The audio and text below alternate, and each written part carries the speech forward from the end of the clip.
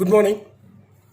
Last લેક્ચરમાં આપણે મેન્ડલનો દ્વિસંકરણનો પ્રયોગ જોયો હતો, જેનું પરિણામ 9:3:3:1 આ મુજબનું હતું. આ દ્વિસંકરણના પ્રયોગ પરથી મેન્ડલે એક બીજો નિયમ આપ્યો, જેને મેન્ડલનો મુક્ત વિશ્લેષણનો નિયમ અથવા વિશ્લેષણનો અર્થ થાય વહેંચણી, એટલે કે મુક્ત વહેંચણીનો નિયમ. આવો એક નિયમ મેન્ડલે આપ્યો. શું કહે છે આ નિયમ? સમજો. મેન્ડલના મત પ્રમાણે જ્યારે તમે એક સાથે બે લક્ષણોના વારસાનો અભ્યાસ કરો છો,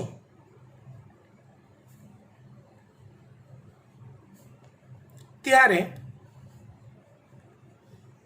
બંને વિરોધાભાસી લક્ષણો માટેના જવાબદાર જનીનોનું વિશ્લેષણ અથવા છૂટા પડવાની પ્રક્રિયા.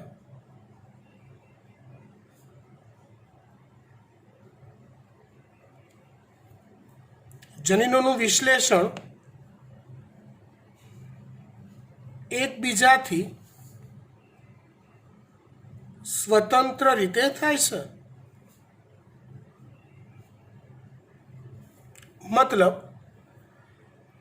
મતલબ આનો આવો કાઢવાનો, સીધી સાદી દેશી ભાષામાં આવો અર્થ નીકળે કે કોઈ એક લક્ષણ લઈએ,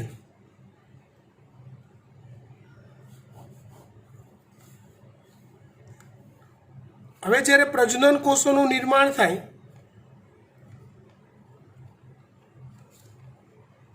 ત્યારે પ્રજનન કોષોનું નિર્માણ થાય ત્યારે એ લક્ષણ માટેના જે જનીનો હોય ને, એ જનીનોની વિશ્લેષણ થાય. આવું વિશ્લેષણના નિયમમાં આવતું હતું. લાઈક સમજાવું તમને કે જો સજીવમાં આ જનીન બંધારણ હોય,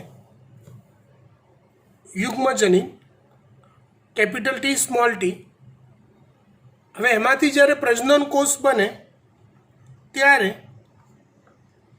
બંને જનીન અલગ અલગ પ્રજનન કોષમાં અથવા જન્યુઓમાં વહેંચાઈ જાય. યાદ આવે છે? આ નિયમને આપણે વિશ્લેષણનો નિયમ કહેતા હતા કે પ્રજનન કોષોના નિર્માણ સમયે જનીનની જોડ પૈકીનો એક એક જનીન અલગ અલગ પ્રજનન કોષમાં વહેંચાઈ જાય. મતલબ એક પ્રજનન કોષમાં એક લક્ષણ માટે એક જ જનીન હોય. શરીરની અંદર એક લક્ષણ માટે જવાબદાર જનીન કેટલા હોય? તો કે 2. પણ બંને જનીન જ્યારે પ્રજનન કોષો બનતા હોય ત્યારે વહેંચાઈ જાય અથવા વિશ્લેષણ પામે અથવા છૂટા પડી જાય. હવે આ નિયમને ધ્યાનથી વાંચો.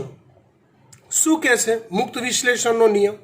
કે જ્યારે તમે બે લક્ષણોને ધ્યાનમાં રાખીને પ્રયોગ કરો છો, મતલબ કે દ્વિસંકરણનો પ્રયોગ જ્યારે તમે કરો છો ત્યારે બંને લક્ષણના જનીનોની છૂટા પડવાની ક્રિયાને એકબીજા સાથે કોઈ જ લેવા દેવા હોતા નથી.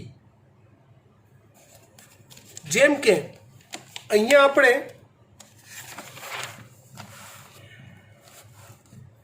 અહીંયા આપણે બે ભિન્ન લક્ષણ લીધા હતા. એક તો કે બીજનો રંગ, એના માટે જવાબદાર જનીન હોય કાં તો કેપિટલ વાય કાં તો સ્મોલ વાય. એટલે સજીવમાં કેપિટલ વાય હોય, કેપિટલ વાય સ્મોલ વાય હોય, કાં તો સ્મોલ વાય હોય. ધારો કે બીજના રંગ માટે જવાબદાર જનીન બંધારણ આ છે, કેપિટલ વાય સ્મોલ વાય છે. પ્રજનન કોષોના નિર્માણ સમયે એ બંને અલગ અલગ પ્રજનન કોષોમાં વહેંચાઈ જાય છે. એવી રીતે ધારો કે આપણે બીજનો આકાર લઈએ,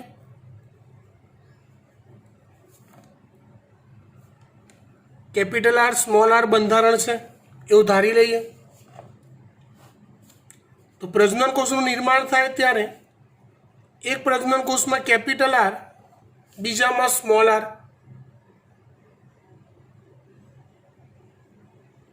બરાબર, આવું જ થાય ને.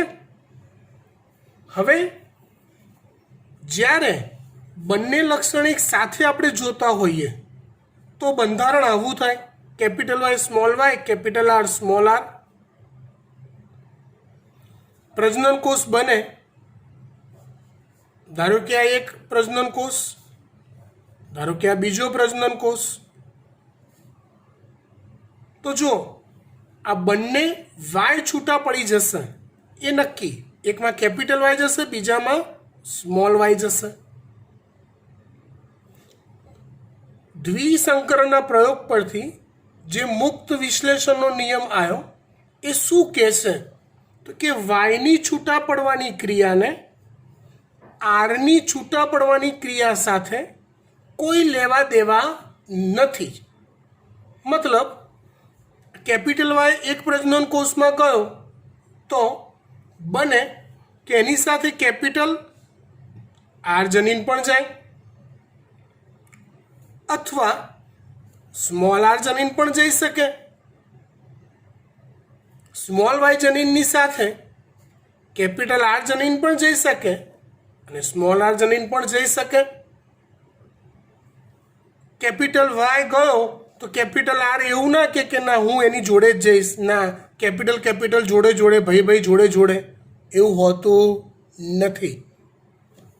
વાયની વહેંચણીને એટલે કે એક લક્ષણ માટેના જવાબદાર જનીનોની જોડની વહેંચણી ને બીજા લક્ષણ માટે જવાબદાર જનીનોની જોડની વહેંચણી સાથે કોઈ લેવા દેવા હોતા નથી. માટે આપણે જ્યારે પ્રજનન કોષોનું નિર્માણ કરીએ છીએ આ સ્ટ્રક્ચરમાં, ત્યારે 4 શક્યતા બતાવીએ છીએ કે કેપિટલ વાય સાથે કેપિટલ આર બી જાય, કેપિટલ વાય સાથે સ્મોલ આર બી જઈ શકે, ના પડાય કેમ કે મુક્ત વહેંચણી છે. સ્મોલ વાય સાથે કેપિટલ આર બી જાય, સ્મોલ વાય સાથે સ્મોલ આર બી જાય. અને માટે આપણે પ્રજનન કોષોની 4 શક્યતા બતાવતા હતા. Capital Y capital R, capital Y small R, small Y capital R, small Y small R. આવી 4 શક્યતાઓ આપણે બતાવતા હતા. ખબર પડી ગઈ? આને કહેવાય મુક્ત વિશ્લેષણનો નિયમ અથવા મુક્ત વહેંચણીનો નિયમ.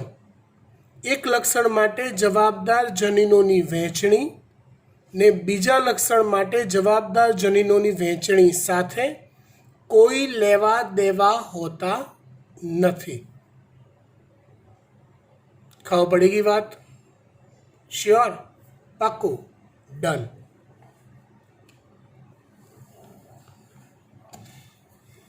હવે આપણે એક અગત્યની નવી વાત સમજીએ જે ટેક્સ્ટબુકમાં નથી આપી પણ નીટમાં એઝ એ ઇન્ટેલિજન્ટ ક્વેશ્ચન તરીકે પૂછાતું હોય છે. શું સવાલ પૂછાય કે ભાઈ કોઈ સજીવનું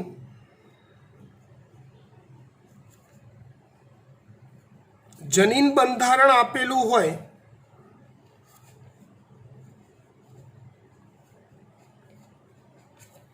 તો તે સજીવમાં પ્રજનન કોષોના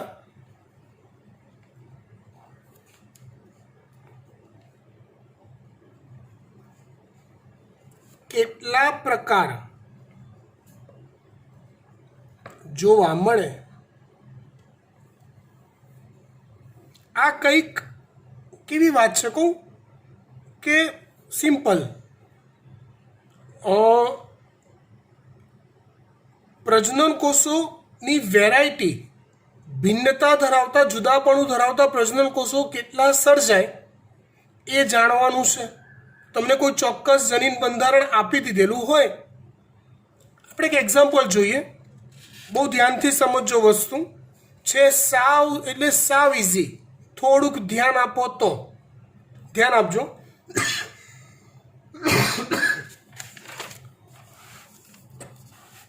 ચલો,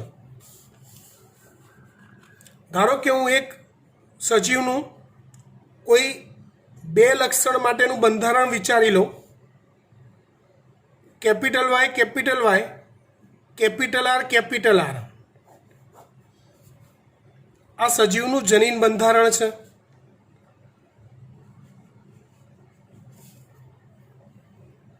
તો કેટલા પ્રકારના પ્રજનન કોષો સર્જાય? અહીંયા તમારે મુક્ત વહેંચણીને કેન્દ્ર સ્થાને રાખવાની છે.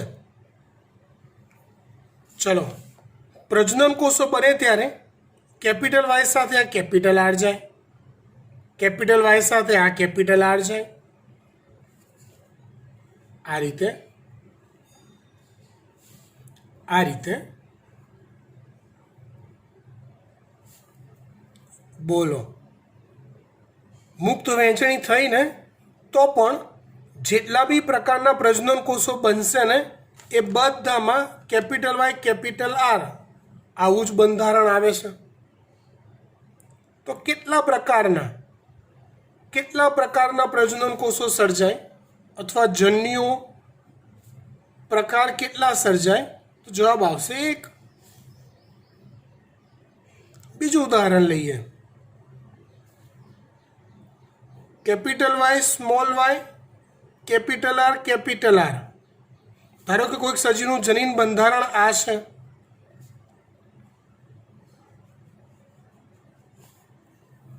તમે વિચારો તો કેટલા પ્રકારના પ્રજનન કોષો એટલે કે જન્યુઓ સર્જાશે આમાં? જો, capital Y, capital R, capital Y, capital R, એક જ પ્રકાર થયો. Small Y, capital R, small Y, capital R. એટલે આપણને જે ઓપ્શન મળ્યા એ કંઈક આવા મળ્યા. કેટલાક પ્રજનન કોષો આવા, કેટલાક પ્રજનન કોષો આવા. મતલબ જન્યુ પ્રકાર અથવા પ્રજનન કોષોના પ્રકાર કેટલા મળે છે? તો કે 2 મળે છે.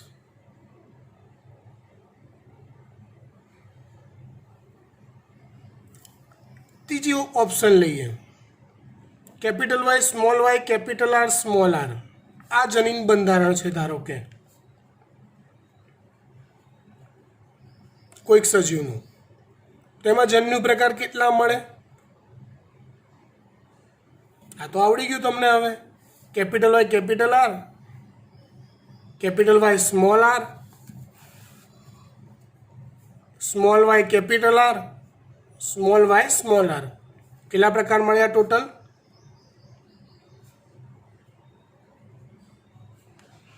4 મળ્યા. હવે જ્યાં સુધી આવા 2 જનીન સુધી આપ્યા હશે ને ત્યાં સુધી તમને capital Y, capital R, capital Y, small R એવું બધું કરીને જવાબ લાવતા આવડી જશે. પણ ધારો કે તમને આવું પૂછે છે, કોઈ એક સજીવનું જનીન બંધારણ કંઈક આવું છે. Capital A, small B, small B, capital C, small D, આ કોઈક સજીવનું જનીન બંધારણ છે.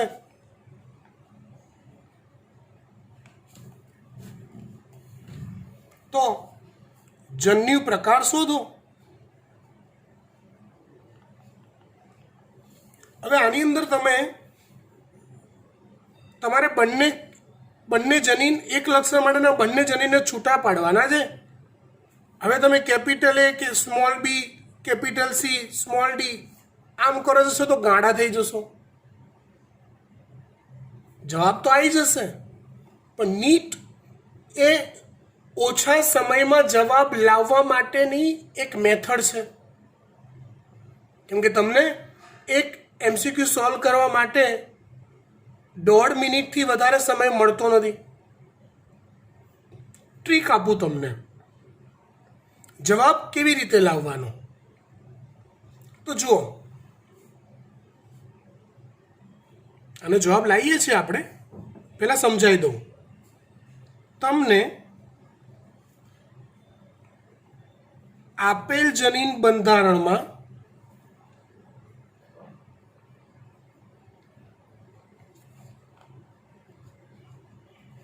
જેટલી પણ તમને આપેલ જનીન બંધારણમાં જેટલી પણ જનીનોની વિષમયુગ્મી જોડ મળે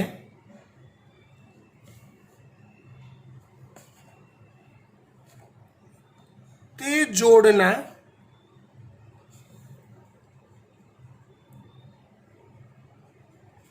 વર્ગ બરાબર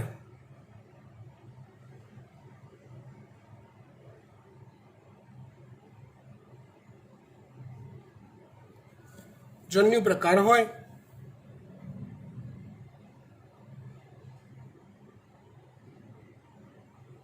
જેટલી સમયુગ્મી જોડ હોય ને એટલા એના પ્રકાર એના એ જ હોય.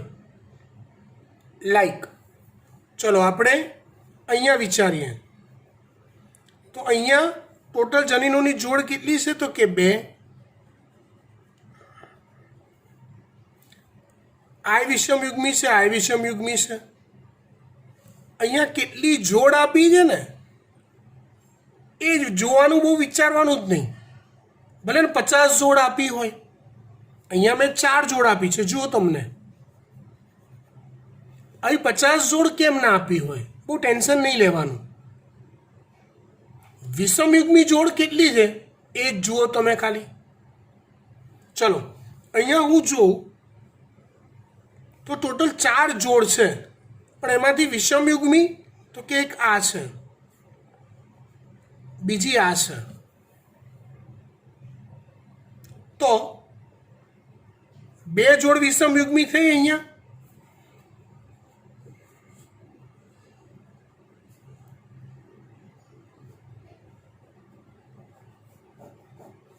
તો 2 નો વર્ગ એટલે 4, એટલે અહીંયા 4 પ્રકાર મળશે.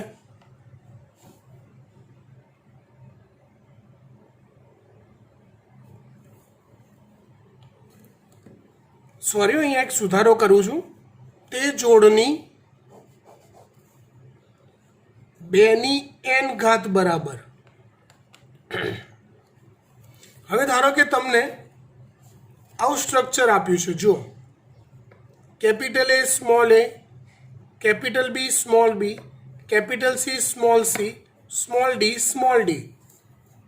આ જનીન બંધારણ છે.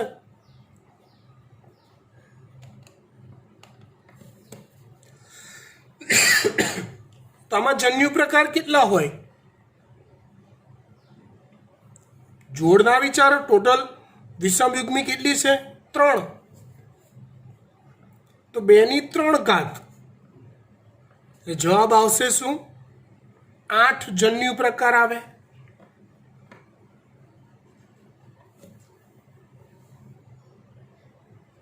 ચેક કરી લો તમારી રીતે પર્સનલી, વ્યક્તિગત. કેપિટલ A સાથે સ્મોલ b, આની સાથે આ સેટ કરી લો. જવાબ આ જ આવતા હશે. આ સિમ્પલ મેથડ છે. જેટલી વિષમયુગ્મી જોડ તમને આપેલી હોય, જેટલી પણ વિષમયુગ્મી જોડ તમને આપેલી હોય એ વિષમયુગ્મી જોડની સંખ્યાને n બરાબર ધારી લેવી. એટલે 2 ની n ઘાત, જ્યાં n બરાબર વિષમયુગ્મી જોડની સંખ્યા. એના પરથી તમને આવો કોઈ પણ વિકલ્પ આપ્યો હોય જનીન બંધારણનો, એમાંથી જન્યુ પ્રકાર શોધતા તમને આવડે એકદમ ઇઝીલી. ક્લિયર? આવડશે? ગુડ.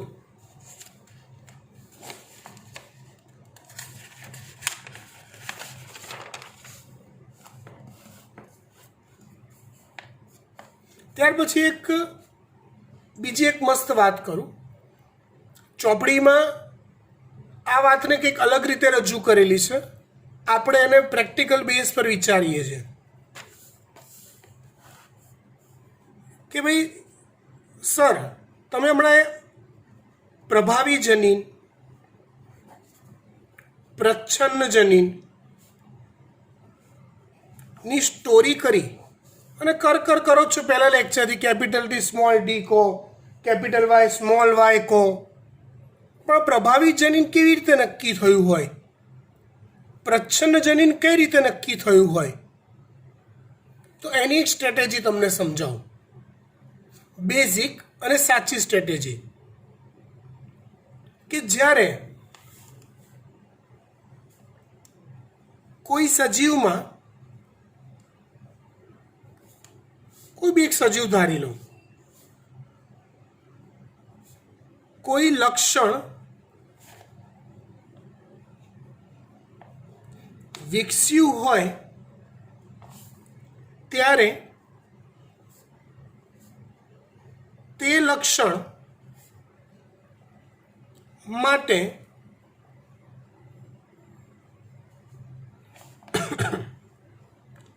એક જ પ્રકારના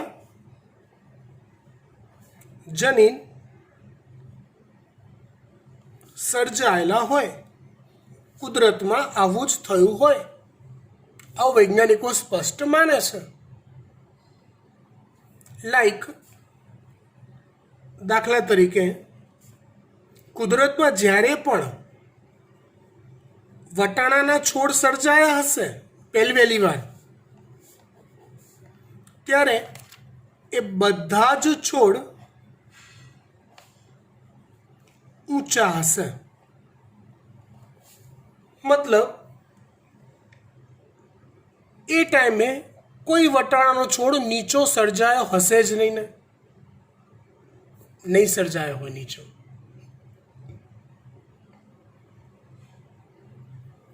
હવે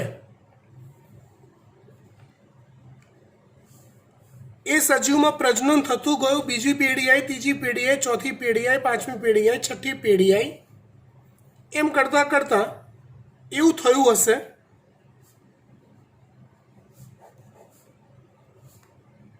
તે જનીનમાં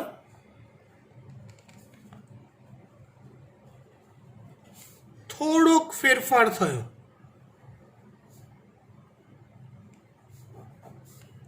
જેને આપણે વિકૃતિ કહીએ. પણ એવી વિકૃતિ કે જે એવો ફેરફાર કે જે થોડોક જ થયો, અને એવો ફેરફાર થયો કે જેના લીધે ઊંચાઈનું લક્ષણ અભિવ્યક્ત થયું તો ખરું, પણ થોડુંક અલગ રીતે અભિવ્યક્ત થયું.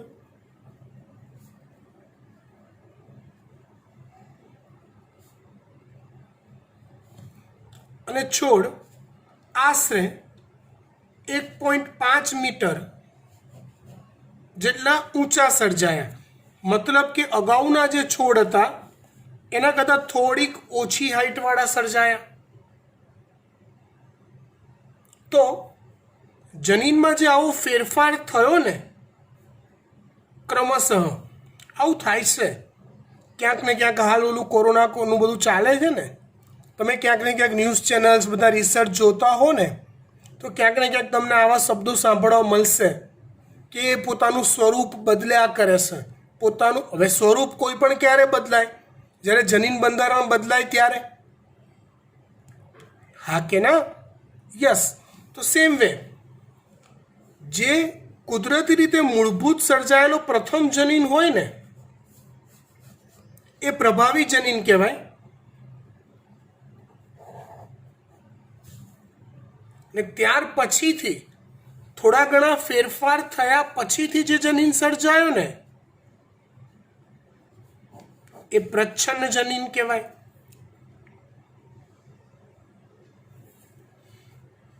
એક ત્રીજી શક્યતા બી સમજાવું તમને. ક્યારેક એવું પણ થાય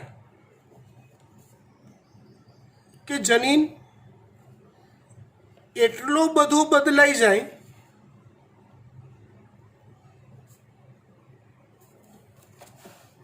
ક્યારેક એવું પણ થાય કે જનીન એટલો બધો બદલાઈ જાય કે પોતાના લક્ષણ અભિવ્યક્ત જ ન કરે. એ ઊંચાઈ નામનું લક્ષણ સાવ ગુમ થઈ જાય એવું બી બને. મતલબ જનીનમાં થતા ફેરફાર કેવા હોય? તો કે નંબર 1, પહેલાં કુદરતી રીતે એક જનીન સર્જાયો જે કોઈ લક્ષણ માટે જવાબદાર હોય. લખીએ એટલે વધારે ખ્યાલ આવશે.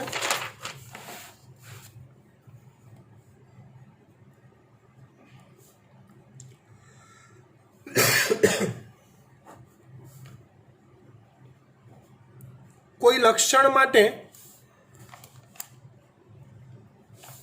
સર્જાયેલો સૌ પ્રથમ જનીન એટલે પ્રભાવી જનીન.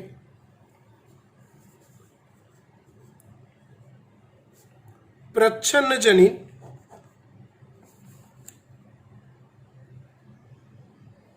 તો કે પ્રભાવી જનીનમાં કાળક્રમે એટલે કે પેઢી દર પેઢી સમય જતા થોડા ઘણા ફેરફાર થતા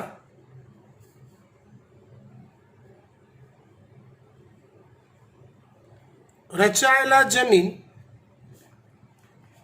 કે જે લક્ષણનું પ્રદર્શન તો કરે પણ થોડું અલગ રીતે કરે એને પ્રચ્છન્ન જનીન કહેવાય. અને ત્રીજા ફેરફાર એવા હોય જેને આપણે વિકૃતિ કહી દઈએ કે ભાઈ જનીનમાં એવા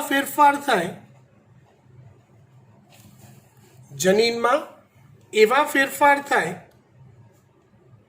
કે જે પોતાની અભિવ્યક્તિ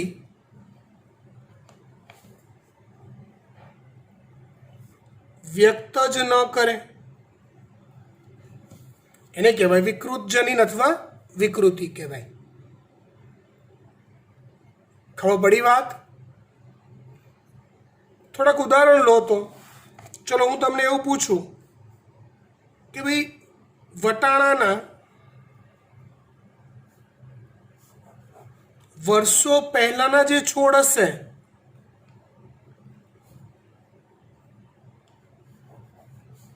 સૌ પ્રથમ જે છોડ સર્જાયા હશે એમાં બીજનો રંગ કેવો હશે? આ નીટનો ક્વેશ્ચન થયો જે આ સ્ટ્રેટેજી અથવા આ કન્ટેન્ટ પરથી પૂછી શકાય. આવું ડિરેક્ટલી ક્યાંય ટેક્સ્ટ બુકમાં આપ્યું નથી કે વટાણાના શરૂઆતમાં સર્જાયેલા છોડમાં બીજનો રંગ કેવો હશે. આપણને આવડી જાય આ કન્સેપ્ટ ક્લિયર થયો હોય તો. તમારે આવા દરેક જવાબમાં શું આવે તો કે જે પ્રભાવી અભિવ્યક્તિ હોય ને, દાખલા કે બીજના રંગમાં પ્રભાવી અભિવ્યક્તિ કઈ છે તો કે પીળા રંગના બીજ, તો જવાબ આવશે પીળો હશે. બીજના આકારની વાત કરો કે ભાઈ શરૂઆતના વટાણાના છોડમાં બીજના આકાર કયા જોવા મળતા હશે અને કયા જોવા નહીં મળતા હોય, તો ગોળાકાર બીજ જોવા મળતા હશે અને ખરબચડી સપાટીવાળા બીજ જોવા મળતા નહીં હોય. ક્લિયર? ઓકે, એટલે સુધી આપણે રાખીએ છીએ. રોજે રોજ જેટલું બી આપણે ચલાવીએ છીએ તમારે મહાવરા તરીકે તૈયાર કરતા રહેવાનું છે. આવતીકાલે તમને હું હોમવર્ક શીટ રેડી કરીને આપીશ, જે રેડી કરી મને સબમિટ કરાવવાનું છે અને ઓલમોસ્ટ પરમ દિવસે આપણે નવો લેક્ચર મૂકીશું. બાય.